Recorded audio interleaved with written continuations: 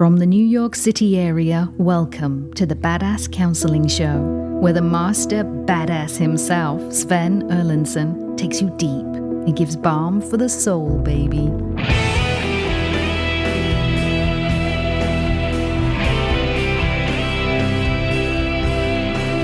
Welcome to the Badass Counseling Show. It's great to have you here.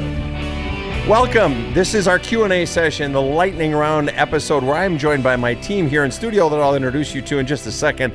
But whether you are checking in from, be it Stonington, Connecticut, or from Chico, California, whether it is British Columbia or Belize, thanks for joining our show, and thank you for all the questions that you send in week after week as we answer your questions and help others out. Your questions help others. The stuff you are wrestling with enables us to tangle with it and send it out, and you would be shocked the stories we hear from people about, hey, that question that person sent, that's exactly what I was going through. I thought I was the only one, or you gave me a new insight. And so thank you for all your questions, and thanks for joining our show as a listener even.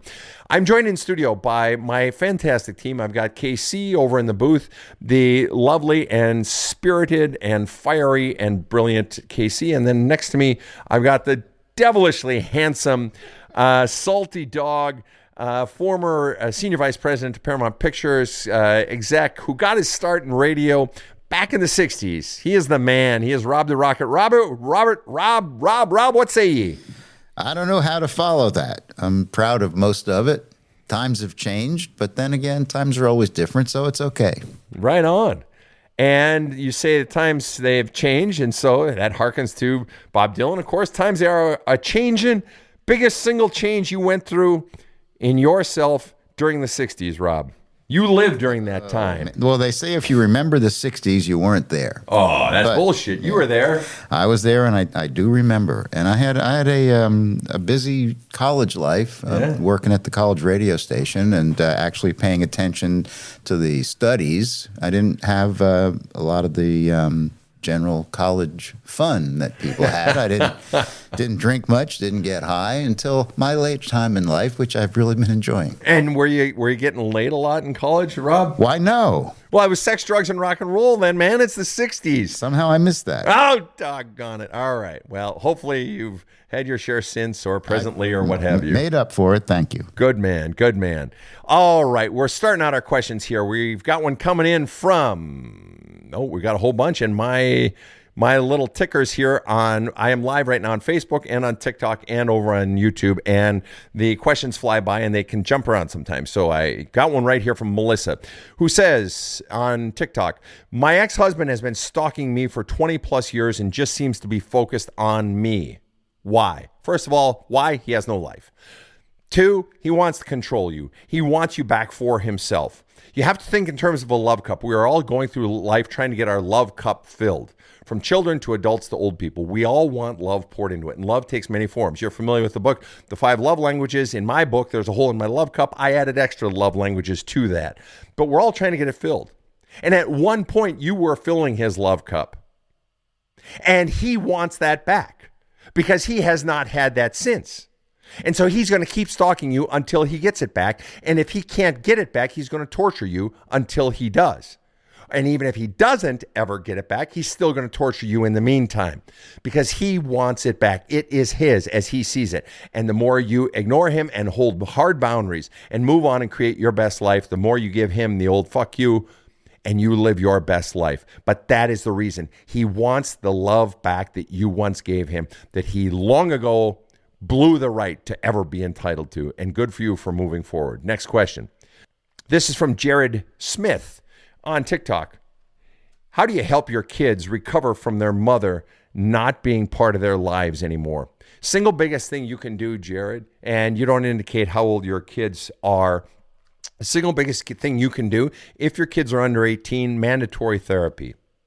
Mandatory, not questionable. If they broke their leg, they would mandatory. You would make them go to the doctor, period. Not even up for a fucking question. Okay? Mandatory therapy. Second of all, the single biggest thing you have to understand is what is hurting them about their mother being gone. Is the loss of the person? Yes, for sure, 100%. Loss of security? Yes, for sure, 100%. But it's all the feelings that go along with that, my man. And all of those feelings are this massive jumble inside of them. And with every passing day and every new experience, that jumble gets bigger from other experiences that maybe have nothing to do with mom. And the more that you can be a part of getting those feelings out of them and not be a part of putting new negatively charged feelings into them, you are helping them. And what that means is, Jared, what the two things you most need to do are become the world's greatest listener. In addition to getting them into therapy so that they have a third party other than you, other than them, that they can just talk to and dump their shit on. Somebody who's professional at listening. Again, you don't say the ages of your children, so I don't really know. If they're older than 18, they're probably going to be resistant to therapy, but still encourage it, push it. But if they are under 18, not optional. It's not optional, okay? This is more important than a broken bone. So you get them in therapy. Second thing is you need to become the world's best listener. Children, as my mother said right up until her dying day at age 93, and she raised 6 kids on this theory, children want to be heard, not fixed. And what you can even say to your children, and this is Rob's little riff on my mom's theory. Rob said in the raising of his kids, his theory was, do you want to be helped, hugged, or heard? And you can flat out say to them. And that'll really register better when they get to be, 10, 11, 12, 13, when that'll make more sense. But at the very least, just listen without trying to fix your kids. But in order for you to be able to listen, to fully be present, you have to get your own shit out of you so that you aren't getting all emotionally charged because, my kids are upset. My kids are afraid. I want to fix them. I want to change it. I want to control the situation. But that's because of your own shit, which means you got to heal your own shit, which means you got to be getting out all your feelings, out all your anger, all your sadness, all your anxiety, all your fears for them. That means you got to be working on healing you, A, with a therapist, and or B, but especially B, you need to be fucking regularly journaling, writing letters to your deceased spouse, assuming you were married, or writing letters to fucking God, writing letters to your children, all of which you don't send, but you need to be flushing out your feelings because it's your stuff inside of you. The more that stuff clutters up your love cup, all of that crud, the pain, the fear, the anxiety, the disappointment, the rage, the sadness, the lethargy, the ennui, all those feelings, the more they clutter up your love cup, the less room you have for their pain, their sadness, their sorrow, their rage. Which means you're getting set off when they have a feeling. That's the last thing you want. Get them in therapy. Become the world's best listener. All right. Start taking listening fucking classes, reading books on how to become a better listener. And 3, heal your own shit. Go into your own shit. And it's going to be ugly and it's going to be hard, which means especially your own childhood shit, your own inner child, which is why I recommend that you get and read the book, There's a Hole in My Love Cup. It was designed specifically to walk you through this exact process. All right. You can get it at badasscounseling.com. There's a hole in my love cup. All right. Next question. Here we go. Bree Who. I'm going to read this question, but it may go into the legal, in which case I'll have to back off of this question. Bree says, my husband passed away in 2021. In 2025, news came to light that the fire chief who responded and performed procedures on my husband had an expired license. Uh-oh. How can I get this fire department to release my husband's medical records so I can see if my husband passed of natural causes or unintentional unaliving him by the chief with an expired license? The stress of waiting has caused a stress-induced illness in my body waiting. That is technically a legal question. You obviously need to be consulting a lawyer that is not in the legal system of your city to begin with, okay? Or that is to say not a prosecutor in your city. I would begin by just a non-fucking... a third party that does not have a vested interest in the workings of your city where that fire department exists, all right? And consult a lawyer, and maybe even 2 or 3 lawyers, more than just one. But start asking questions on what it would take to make this happen, who you need to talk to, and then potentially it is getting one of those lawyers to help you then go through the necessary paperwork to secure those documents. In terms of your own personal health, you need to be journaling on that shit. You need to be writing letters because the mere fact that there is that happened on an expired license, I guarantee you have feelings inside of you, not the least of which is anger at the mere possibility that your husband may have died because of somebody who wasn't even fucking licensed at that time to be doing the shit that they were doing. That would bring anger up in anyone. not to mention fear, disappointment, sadness. You need to be flushing out all your feelings so that you're making all of your decisions from a place of centeredness, from a place of clear, crystal clear, strategic thinking. All right, next question. Stacy over on Facebook says, in previous episodes, I have told you about older sisters and being the executor of the family estate. Why is it I always feel such a need to explain myself to them and make them understand? Because you're wanting their approval, Stacy. You are wanting them to like you. You are wanting them to be nice to you. You are still wanting something from them. Anytime, remember this, guys, anytime we want something from someone, they have the power to make us miserable by withholding it. Anytime you want something from someone, if they withhold it, you're fucking miserable. If they give it, you feel good. So your power is now outside of yourself. It is posited. It is put in someone else. All right. Next question. Thomas Langley asked this question on TikTok.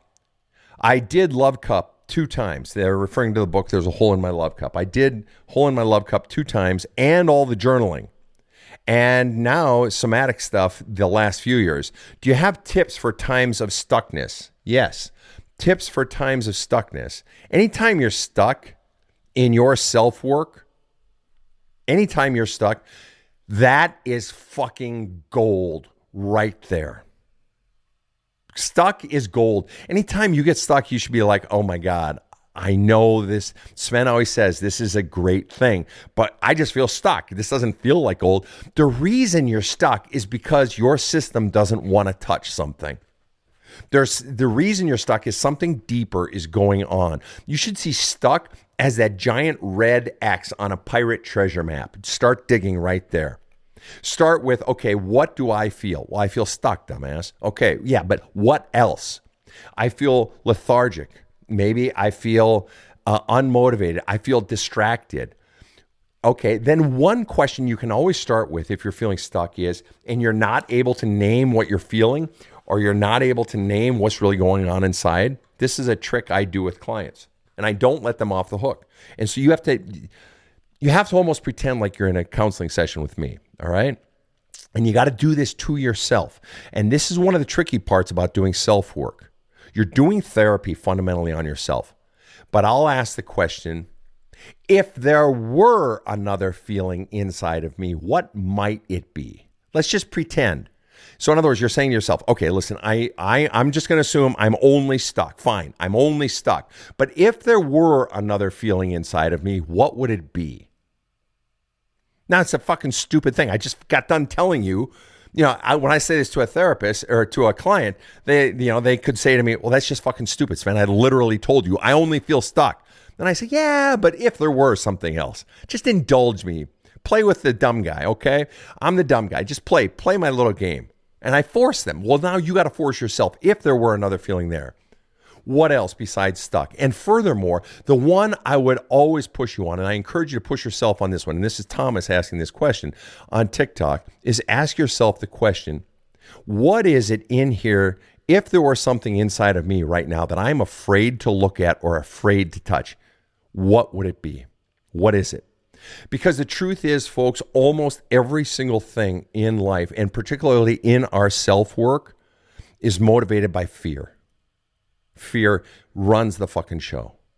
And if you can name what your fear is and drill down, well, is there a deeper fear? Well, then if that fear comes to pass, then what's the next fear? Well, I fear failure. Well, yeah, but if you failed at this business venture, then what? What would be the fear after that you most fear? So it's constantly drilling down. Okay, I'm feeling stuck. Well, why do I feel stuck? What is it about this? Or what might be another feeling? Well, I feel a bit disappointed, if I'm really honest. The stuck, okay, well, now we got a thread. Pull on that thread. What might be at the root of my feeling disappointed? Well, I was disappointed in what happened, this last week at work. Okay, now you've got a thread you're fucking pulling on. But anytime you are stuck, ask yourself questions like, first of all, why?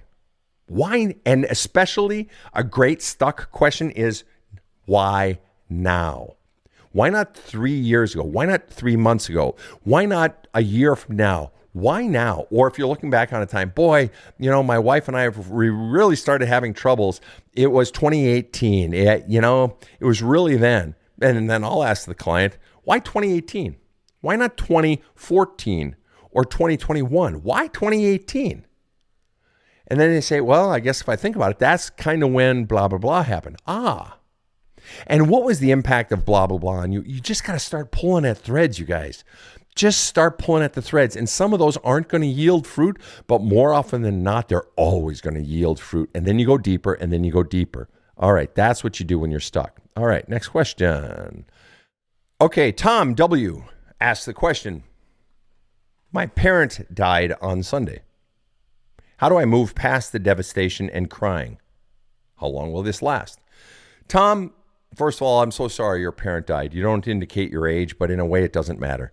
The loss of a parent, assuming there is love there and a feeling of loss, which there obviously is because you're crying and you're feeling devastated, it sucks no matter what age, okay? And my parents died in their 90s, and it was still a loss, and there was still sadness. You say, how do I move past the devastation and crying? You don't. Move past it? Just happened on fucking Sunday? Today's Tuesday? No. You don't move past it. No, and definitely not that fast. And anybody who claims they can or they do is totally full of shit. Full of shit. Okay? And so now it gets down to, and your next question, well, how long will this last? And it will last as long as there is grief and pain inside of you and loss. And it depends on how big the love was.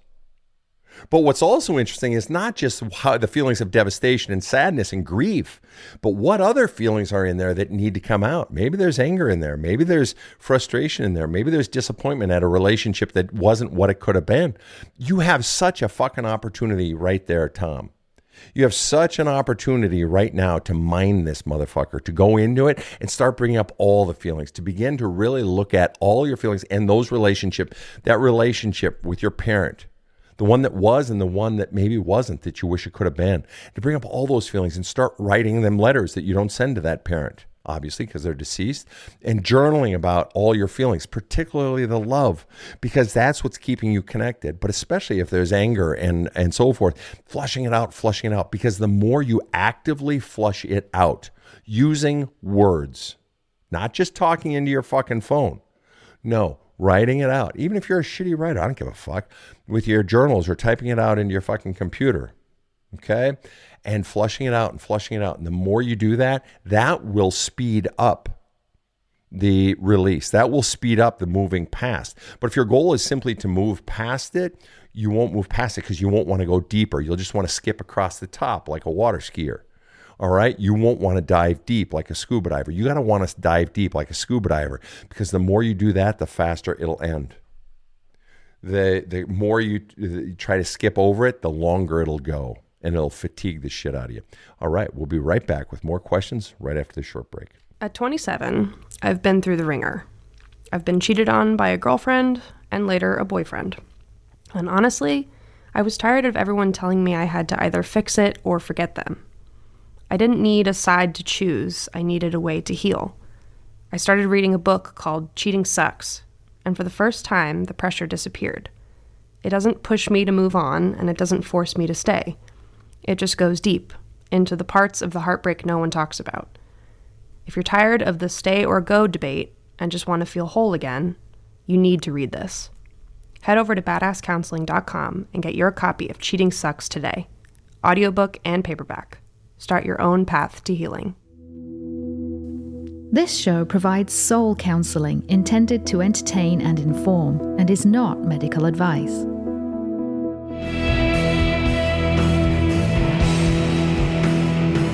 Now, back to the badass. Hello, we are back, and we are taking listener questions here in this lightning round episode. All right. And as a follow-up to a question asked earlier, we have Stacy asking the question. We talked about she was continually needing the approval and the understanding of her siblings as the executor of the family estate. And I said, as long as you need their approval and they're long for their understanding and so forth, they have the power to make you miserable. The follow-up question is, how do I get rid of that desire or need for someone else's approval? You get rid of that need by, fundamentally, you have to go down to the origin of it. Where the hell does it come from? See, this didn't just happen with the passing of your parent, all right? This longing for their approval goes way back, likely to childhood. And somewhere back there, you got the message that you weren't approved of. And in all likelihood, it did not originate with your siblings. In all likelihood, it originated from your parents. It originated by getting that message, and then it was reinforced or allowed from your siblings. And so it's going back into that. You, again, using, this is what the book is for, all right, Stacy, is going back into that, especially the journaling exercises, and there's a hole in my love cup, or if it's a cheating situation, using my book, Cheating Sucks, similar results. And it's going back into that to find the origins of that. And also it's looking at, specifically in your journaling work, Stacy, what is the fear if I don't get their approval? You need to be journaling on that, because there is some deep fear that if I don't get their approval, I won't be okay. And so you need to be journaling more on that. Why do I feel I won't be okay? What would happen if I didn't get it? And what do I fear happening next? And what is the statement I then rings in my head if I don't get their approval about my own sense of self-worth? So this is deeper digging. Cheryl1231 on TikTok says, are your these live sessions recorded? And can I go back and watch this? Yes, these are recorded. And we leave them up for 24 hours on Facebook and on YouTube. However, these become part of our podcast library. So after we record this episode, Rob, the Rocket sitting next to me, he does all of the editing and mastering. He'll spend about 4 to 5 hours per episode editing one of these episodes, and then it gets posted. So this particular episode will be aired when, Rob? Middle of July. Middle of July. There you have it. All right, next question. Thank you for asking that. Jude 222 on TikTok asks the question, I'm dealing with my husband who has Alzheimer's. I feel like I'm going to have a nervous breakdown. Of course you do. Of course you do. My mother went through something very, very similar, massive amount of pressure, massive amount of stress in taking care of my father who had Alzheimer's. They were in their late 80s, early 90s, and it reached a point where we had to put my father into a facility. He hadn't lost all mental faculties. It actually, I felt, took a greater drain on his physical faculties, but some on his mental and speech capacity and so forth. But it's a massive drain. And when a person is your spouse, you want to take care of that person. And of course, there are the financial constraints and so forth.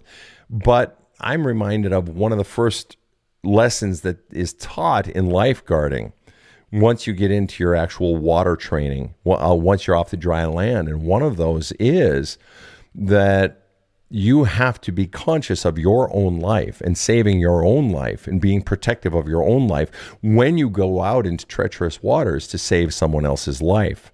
And right now, your husband is dragging you down and him down. His disease is dragging him down, and you love your husband, I'm sure, but it's dragging you down. And so the real question you have to be asking yourself, Jude, is what do you need to be doing to heal yourself? More specifically, and this is the harder question, what boundaries do you need to put in place with yourself and with regard to your husband for your own sake so that you don't drown? My uncle, one of my uncles that I was quite close to, my Uncle Milton, he died in his, I want to say, late 70s. And it was my mother's youngest brother. He'd served in the Navy, Korea.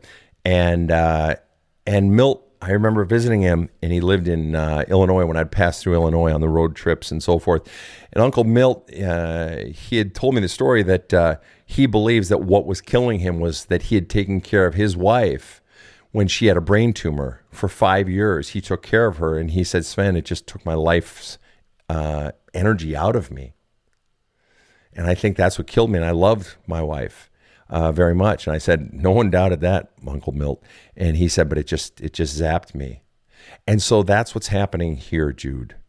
And at some point, you may need to make a decision to save yourself and to perhaps put your partner, your husband, into a facility and give yourself permission to do that. In the meantime, the thing that you need to be doing, Jude, is the short-term, everyday fix of you need to find time to be journaling and writing your husband letters that you don't give him, expressing your anger, your frustration, your sadness, your hatred, all the feelings, and all your feelings regarding the system and the love maybe for the caregivers that help you, whatever it is. But you also need to be exploring getting help to deal with your husband, but getting all your feelings out of you. Next question.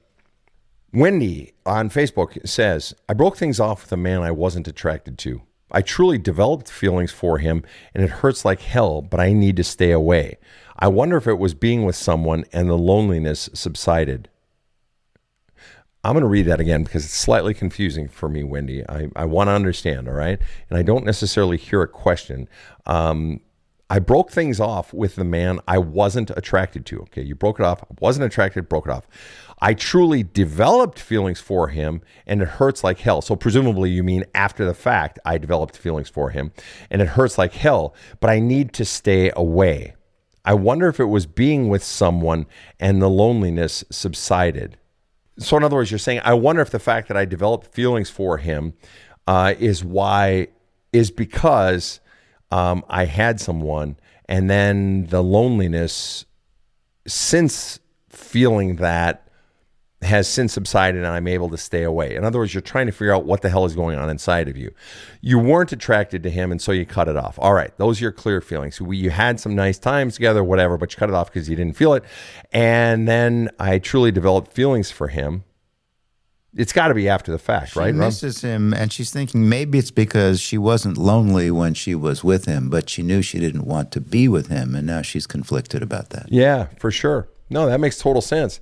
And you're discovering, and so what that tells me is your weak point is your loneliness, is the being alone, which is why I tell women all the time. I tell guys too, because it was for me that the thing that will fuck up your relationships more than anything else, or certainly up near the top of the list, other than your childhood, the thing that will fuck up your relationships more than anything else is your fear of being alone. Because what happens when you're alone is all those voices from your past, all those messages come rising up, and they're like a storm inside of you. See, I'm no good. See, I'm unlovable. See, no one wants me. See, I'm never enough. And they attack you from within. And so you can't bear to be alone. But when you're in a relationship, I'm not even attracted to this person. Why am I here? And then you break it off. It's like, fuck, I miss them and it hurts like hell. No, it's not that person's absence that hurts like hell. It's those voices inside of you that hurt like hell. And until you go inside of yourself and actually begin to go into them and identify the origins of those voices and do the work of extracting those voices and feeling the feelings that go with it and flushing those feelings out actively, you will continue to be afraid of loneliness. And you want to know what happens when we are afraid of being alone? We cling to shit relationships that tear us down. Now, the fact that you didn't cling to this one is a good indicator that you're less afraid of being alone, but it still kills you, which means there's healing to do. You need to get the book, There's a Hole in My Love Cup, because it will take you through the process of healing the very voices that you are afraid of and the very messages that you are afraid of that cause you to hurt so much when you are alone. Next question. Here's kind of a tough one. I've got a question from TR over on Facebook. TR says, I am taking, and I'm going to change the names in here because I really don't feel comfortable saying a child's name. I am taking Susie, age 17. I'll call her my evil stepdaughter to do the purposes. Okay, I'll just call her my evil stepdaughter. This is the first time we've done a trip to Horicon. I don't know what that is. From at the end of the month. Okay, there's too much detail that isn't pertinent. So I'm taking Susie, age 17. I'll call her my evil stepdaughter. This is the first time we've done a trip to this place, and we're doing it at the end of the month. And it's me and her alone, our first mommy-daughter trip, though obviously it's stepdaughter. And he's sabotaging it, trying to prevent it from happening. Okay, you don't give a question there, TR. So I'm going to speculate the question. But the thing that I'm going to, first of all, I have a question. If she is so evil, why are you taking a trip with her? And furthermore, why would he be sabotaging it? So much not filled in there. But I got to be honest with you, TR. You're calling a child evil. I have a real problem with that. Because that's fundamentally saying that how this child is the child's fault. However this child is acting, is this child fundamentally screaming for love? Children shout loudest when feeling heard least, even if that shouting comes in the form of silence. This child is hurting. So the fact that you're actually taking the child on a trip, if it's going to be a loving trip, the kind trip, is actually a good thing. The child is getting special attention, but evil stepdaughter, Jesus, Mary and Joseph and all that's holy, please don't. Don't.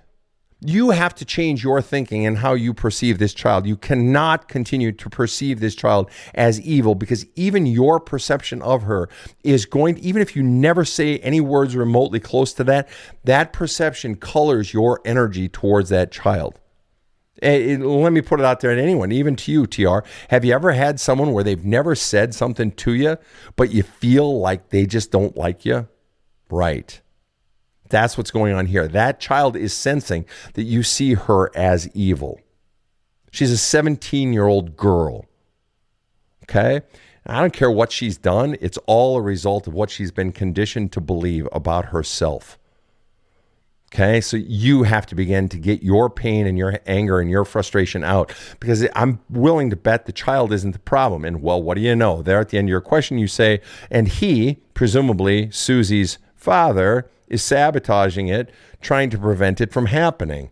And so I think it's reasonable to assume that something has been happening in Susie's life from her father getting messages, and now she's living those out. She's just trying to get love. Rob, it looks like you want to say something. I'm just thinking there may be a little twist to this, in that is the issue that the father is getting in the way here, and maybe this stepdaughter is not evil, but because they're going to HorrorCon, which is like Comic-Con only for horror, maybe she's sort of giving her that name to make her feel like she's fitting into HorrorCon. I'm not sure. Okay. That may be it. Maybe. Okay, that's fair.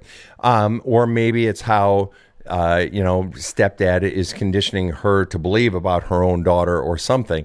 So stepdad doesn't want you taking daughter to this event. Not sure if it's stepdad or dad. Dad, excuse me. Yes, it's dad. You're right.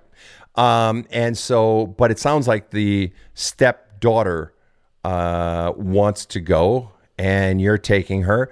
And it sounds like, thank you, Rob, that's great. So it sounds like you're trying to do something cool for the stepdaughter. And I think that's cool. And that's a tough one. And you and the father need to talk it out. Now, if we're being really honest, in the end, technically, it's his daughter. If you guys are married, then it's a separate deal, and then we'd have to revert to what you guys determined were the conditions of your relationship and what the terms would be regarding parenting, and it would have to revert back to that to determine what is going to be the final determination of this, who has final authority, and so forth. But technically, if it's his daughter and you're the step parent, in the end, he has ultimate authority. And if he believes that that is not okay for his daughter, that is his decision.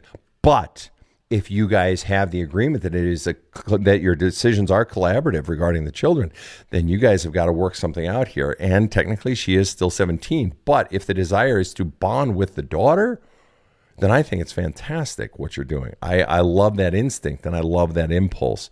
I personally am not a horror movie person at all. It scares the shit out of me.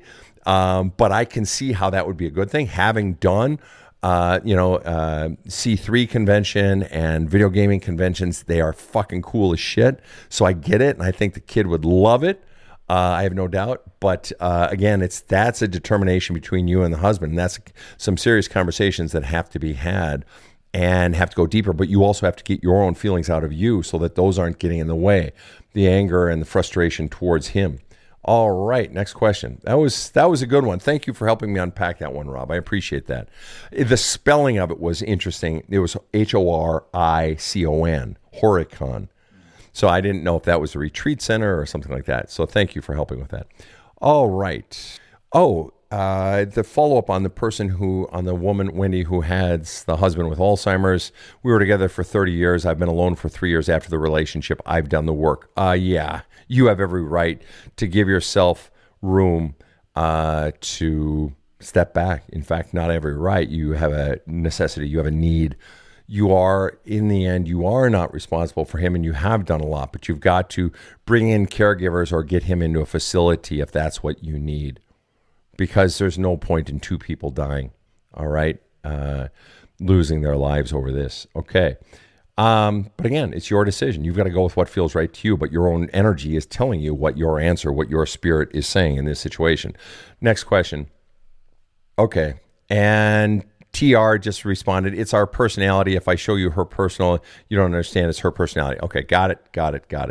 That helps. You can certainly understand, TR, how I thought that in your initial statement, how it came across, but I apologize for not doing a better understanding, not doing a better job of understanding, but I didn't have a lot to go with there. All right. Juicy B saying, my husband stopped going to therapy once I let him back after he cheated. What's with that? What's with that? Juicy B. Well, let me say it this way. It's funny you bring this up because I literally just did a video on this week.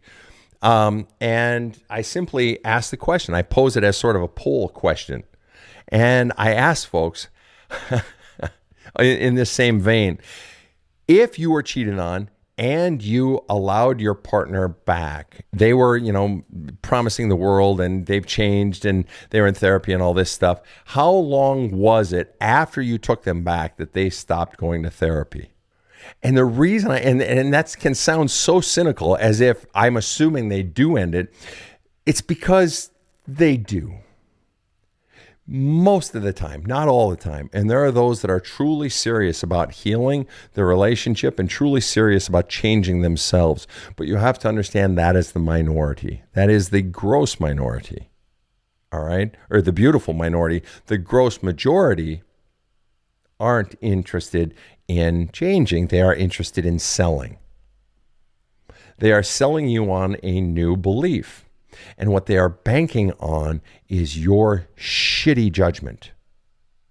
And by shitty judgment, what I mean is you are fundamentally choosing to trust someone.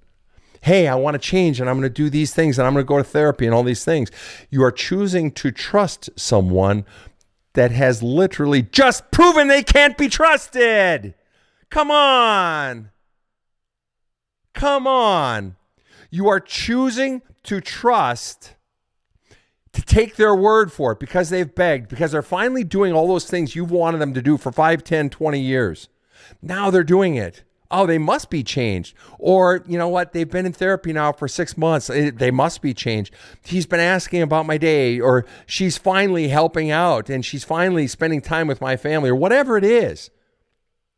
How do I know when they've changed? If you're asking questions like that, how do I know if it's for real? How do I know if they've changed? It's not enough. It hasn't overcome your doubt. You shouldn't have to ask the question. It's at the point when you don't have to ask the question anymore that all of their hard work has outweighed all of your distrust, the distrust that they earned. And this is, again, all of these strategies and all of these helping you dig down to understand it better. This is all in the book. This is why I wrote the book. You've never read a fucking cheating book like this. I'm literally the only author ever to write a book where the author has been cheated on by 2 exes in significant relationships in adulthood.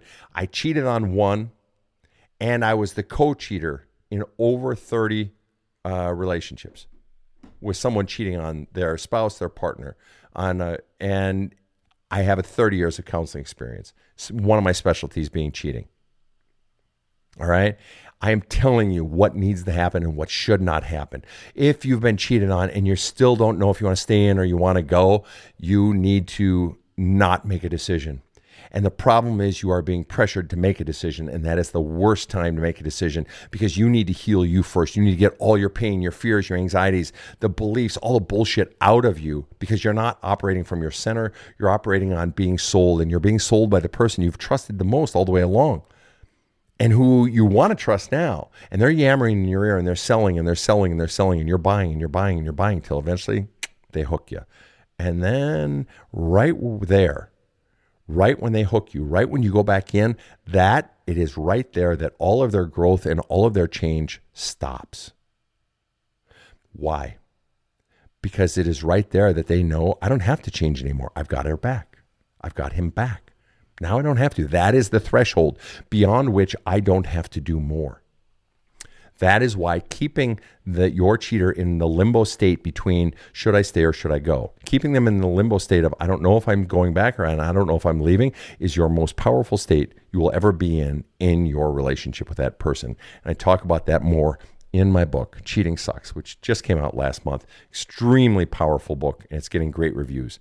Get it at badasscounseling.com. All right. Sven, you and I laughed at that. That question is not because it's funny. It's horribly tragic. It is. There are a few things more tragic, but it's the shock of recognition that this is such a common pattern that's so easy to spot when you're an outsider, but when you're in it, it's virtually impossible. It is. It's because you're so supercharged with feelings and you're so bewildered. I mean, think about it. One of the people that you've been trusting most and relying on all your life, all your adult life or in this relationship, now you can't trust, but you want to trust. You want them back, but you're mad at them. You don't want them back. All these things, right? It's very, very hard to be in. Okay. Steffi responds to that cheating issue and says they'll take advantage of you as long as they can get away with it. That's exactly right. People take whatever you're willing to give, unfortunately, until you no longer allow them to take and treat you poorly.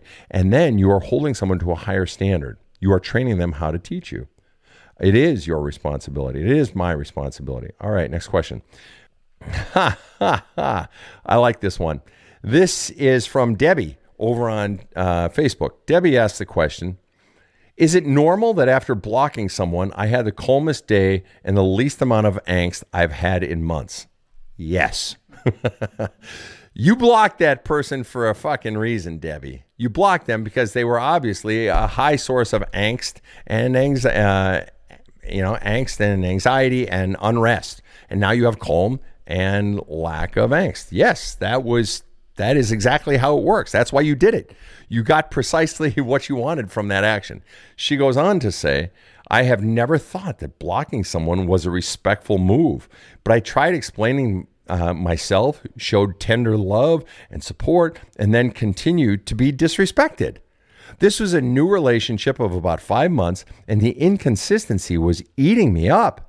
Yes, long life of emotional abuse. I'm working diligently to take ownership of my recovery. I've always been a buck up cupcake kind of person, not into playing the victim, but this strong person, if you will, Bodra, if you will, I don't know what that means, if you will, and just cutting someone off has never been my style. I've always believed that you don't throw people away, but this time I used the block so that I couldn't even be checking for a text because it was my decision that I wouldn't get any. It's hard to know if I'm trying a healthy boundary or if I'm being a jerk. I know that I was exhausted by the inconsistency and felt I was begging just to be seen. So honestly, this does feel better to me, and I'm still having some tears a couple times a day, but not as many tears since I've had over the last 5 months. Yes, yes, yes, yes, yes, all yes, good, golden, beautiful, I love it. The piece that I love the most about this, the most telling piece in what you write there, Debbie, is I don't know if I'm setting a healthy boundary or if I'm being a jerk. And then you say this, I know that I was exhausted by the inconsistency and felt like I was begging just to be seen. I was exhausted. One of the things that I love, one of my Bibles that I read occasionally is a book written back in the late 70s, actually. It was a book by the author whose last name is Gawain, Gawain, Shakti Gawain. She was sort of a new agey person back then, but it's a very simple, down-to-earth book. And basically what she says is the way to know your authentic self is to begin to just listen to your own energy, listen to your own feelings. and that is pointing the way. So when you said, I was just feeling exhausted, well, that's your own self talking, that this relationship or this path or this purpose or this endeavor is sucking the fucking life out of me. This is not me, is fundamentally what your soul was saying by that feeling. And you fucking listened. You listened. And guess what? By putting up that boundary, it ended that relationship, and your body responded by calm, by peace, and so forth. If you just start listening to your energy and listening to your feelings, by the way, the title of that book is Living in the Light by Shakti Gawain. If you start listening to your feelings and acting on them, having the courage to act on them, it's not being selfish, it's self-honoring. I'm going to take one more question here. This is from 007. She reworded it. Okay. And 007 says, how to deal with someone who runs from their feeling and can't express them. So they push you away and then pull you back in. Oh yeah, the old push-pull thing, right? Yeah, I think, some people call it approach avoidance. They pull you in and they push you away. I want you, but I'm afraid to open up. How do you deal with that? I'm going to challenge you on that one, 007. The question is, are you possibly asking the wrong question? At what point do you ask the question, why am I dealing with this? Is the payoff of being with this person when it's good so great that it outweighs all the fucking bullshit? And is it possible, I just want somebody who's healed their own shit so I don't have to deal with this fucking bullshit? And furthermore, deep down, why am I choosing to stay with someone who's jerking me around like this? What is it that's deficient in me, or what part of my, naturally, but what part of my old conditioning is still in me that causes me to stay with someone who treats me this way? So you can look at them as a problem, and how do I get through to them, and what do I need to do? How do I deal with this person? Now, maybe it's a lover, maybe it's a friend, maybe it's a family member. How do you deal with someone like that? You don't get so close when you get pulled in. In other words, you start showing boundaries and you don't get pulled in so close. Why? Because then they can't push you away so far. You get pulled in thinking, hey, this is great. And then as you get closer, that's when they push you away, and that's why it hurts. So don't pull yourself in. Don't allow yourself to get pulled in. But more importantly, you've got to ask yourself why you are allowing yourself to be on this train, what it is you are really seeking from this person. They are inflicting this damage, this pain on you, not necessarily willfully, but you are allowing it because you are wanting something from them. And as you've heard me say before, anytime I want something from someone, they have the power to make me miserable by withholding it. And that means your power is outside of you and it's being given to this other person, and they are misusing it. All right, folks, that is the show. And a lot of really good questions here, folks. Thank you for these really good questions across the spectrum. 007 pulls it out with the one, took out psychological jargon. And folks, just as a last tip for you, if you find yourself using a lot of psychology jargon and you're still not healing, one of the favors you can do for yourself, the great part of psychology jargon and learning it is sometimes it helps us find language for what's going on inside of us. But it can also be a blockage because we can't get past it. And what you need to get back to then, after finding that general language, is be more specific in using what I call just normal people language, okay? Put it back into normal people language. And I put that on 007 in her question just now at the end. And she put it in different language. Boy, it's being pulled in and pushed away. And that can help you in your own self-work to unpack it. Well, what is it about the pushed in and pulled? And why am I even allowing this? Wow. And what's going on inside of me that I'm allowing someone to jerk me around, and maybe I shouldn't allow them to pull me back in, and all sorts of things. So this is work you guys can be doing on yourselves. I want to remind you that if you are still doing healing in your past self and that inner child and your shadow work, that is my book, There's a Hole in My Love Cup. This is the cornerstone of the Badass Counseling Method and all of our work here. There's a hole in my love cup. If you don't believe it, just go to Amazon and read the 1,600 reviews, 90% of which are 5-star reviews. But it is available as audiobook, ebook, paperback, and there's a workbook, all available at badasscounseling.com. Then we have the 366-day daily meditational / inspirational book, Badass Wisdom. And it's more, this is not the deep healing book that there's a hole in my love cup.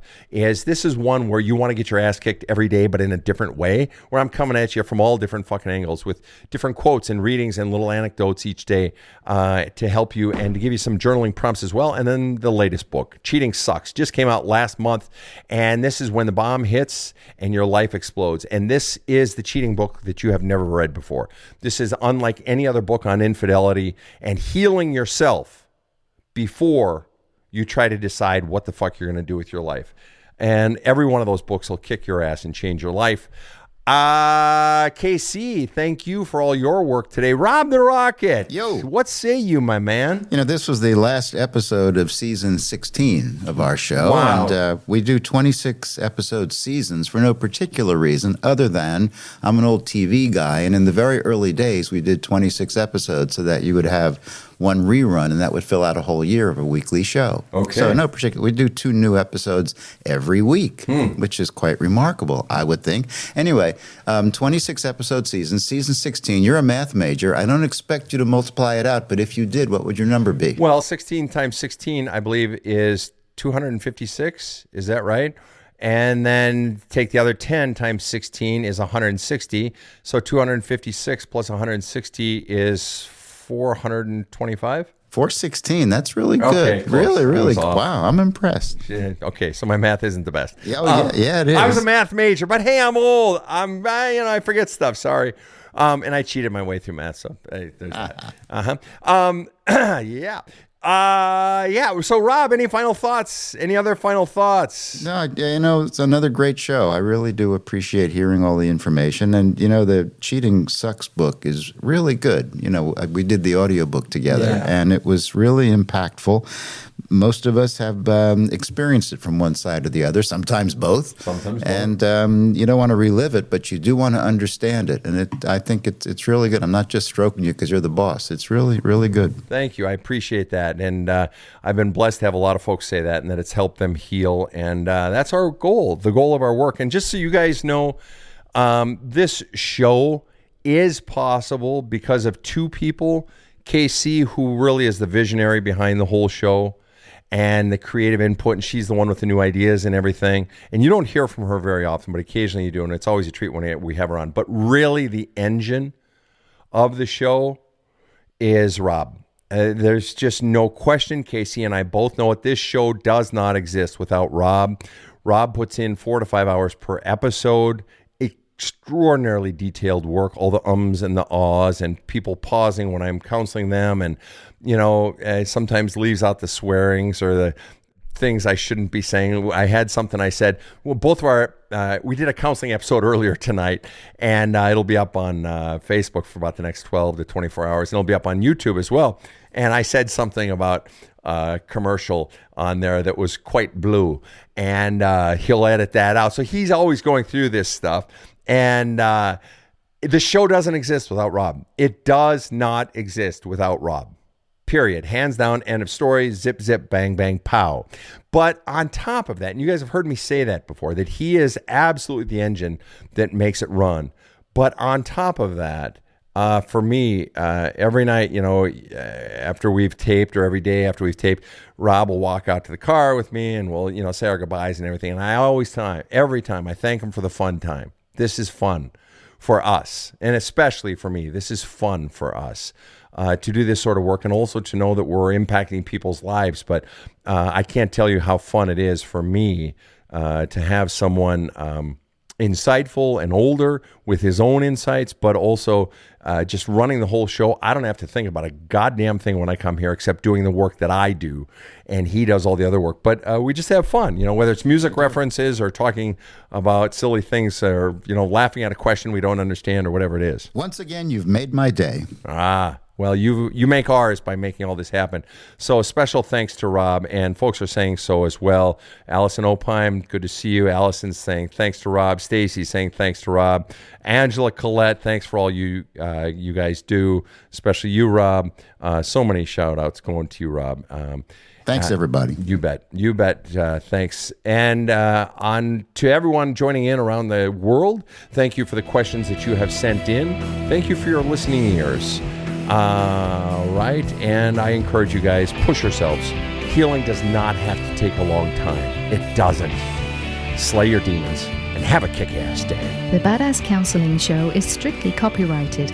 No copies may be made without the express written consent of the Badass Counseling Show, LLC. The Badass Counseling Show is produced by Karen Camparelli and Robert H. Friedman. Executive producer Sven Erlandson. Original music by two-time Emmy Award-winning composer Trevor Morris. Have a kick-ass day.